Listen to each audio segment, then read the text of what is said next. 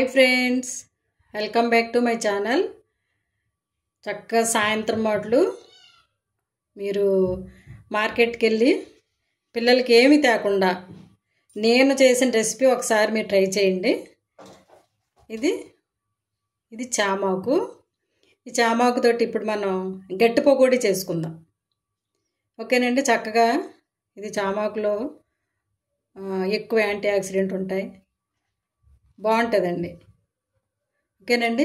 పిల్లలు పెద్దలందరూ కూడా తినొచ్చు. దానికి కావాల్సిన పదార్థాలు ఒకసారి చూద్దాం. ఇదిగో నేనైతే ఈ చామాకులు మా గార్డెన్లోనివేనండి. ఇవి ఇప్పుడు శుభ్రంగా కడిగి చాలా చిన్న చిన్న ముక్కలు కట్ చేసుకోవాలి. ఓకేనా. దానికి కావాల్సిన పదార్థాలు చూడండి ఒకసారి. 1 కప్పు శనగపిండి,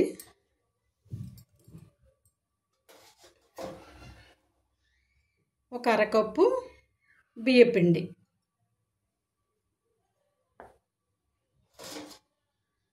3 ఉల్లిపాయలు, 2 పచ్చిమిరపకాయలు కట్ చేసి పెట్టుకున్నాను, 1 స్పూను ఉప్పు, 1 స్పూన్ కారం,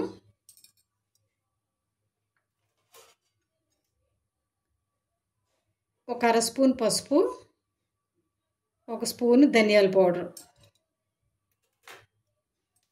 1 స్పూన్ అల్లం వెల్లుల్లి పేస్టు, 1 అర స్పూను చాట్ మసాలా, కరివేపాకు, కొత్తిమీర, పుదీనా కడిగి చిన్న చిన్న పీసులు కట్ చేసుకుని రెడీగా పెట్టుకున్నాను. ఓకేనండి. ఇవన్నీ వేపించుకుంటానికి ఆయిల్. ఇదిగోండి చామాకు ఇలాగా కట్ చేసి పెట్టేసుకున్నాను. ఇప్పుడు ఇందులో ఉల్లిపాయలు, శనగపిండి అన్నీ కలిపేసుకుందాం 1 బై 1. ఉల్లిపాయలు,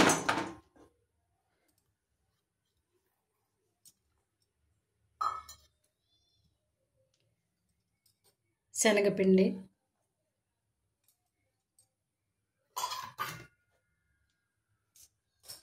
బియ్యపిండి,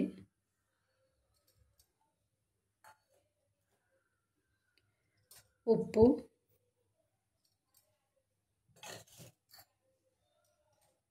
కారం,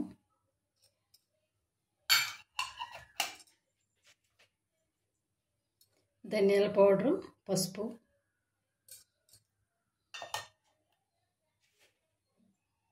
అల్లం వెల్లుల్లి పేస్టు,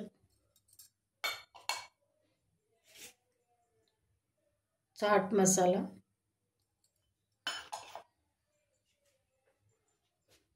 కొత్తిమీర, పుదీనా, కరివేపాకు.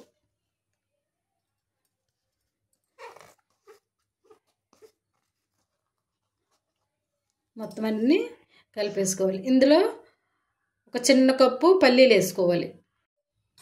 పల్లీలు ఇవి కూడా వేసుకుంటే మధ్య మధ్యలో పంట కిందకి తగిలి కొంచెం మంచి క్రంచీగా ఉంటుంది. ఇప్పుడు ఇవన్నీ ఏంటంటే ముందు వాటర్ పోయికోకుండా కలిపేసుకుందాం.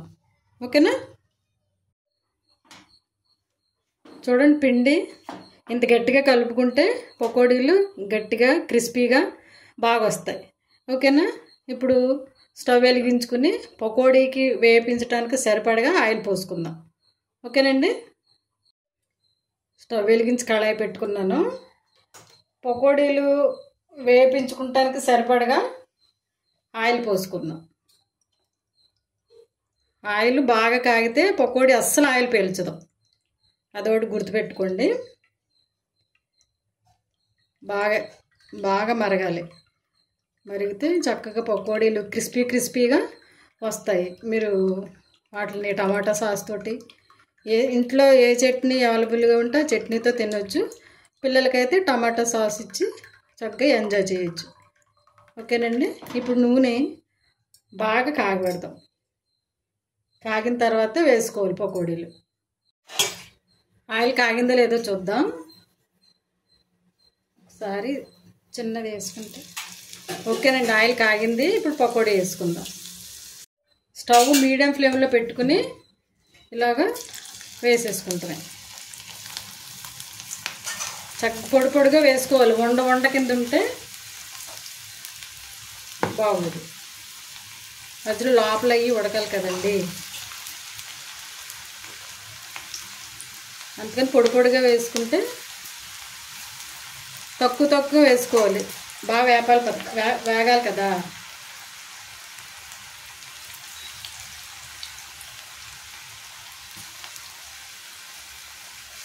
మధ్యలో వేరుశెనగ పలుకులు పంటి కింద తగులుతూ ఉంటే బాగుంటాయి.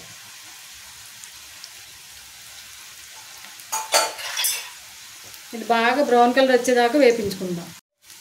వేసిన వెంటనే కదపకూడదు.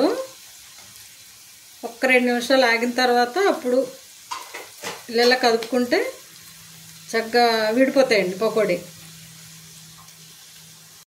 ఇదిగోండి చామాకుతో పకోడీ. ఇలా అన్నీ రెడీ చేసేసుకుందాం. చామాకుతో పకోడీ ఓకేనండి. చక్కగా ఆనియన్స్ పక్కన పెట్టుకుని టమాటో సాస్ పక్కన పెట్టుకుని తింటే బాగుంటుంది.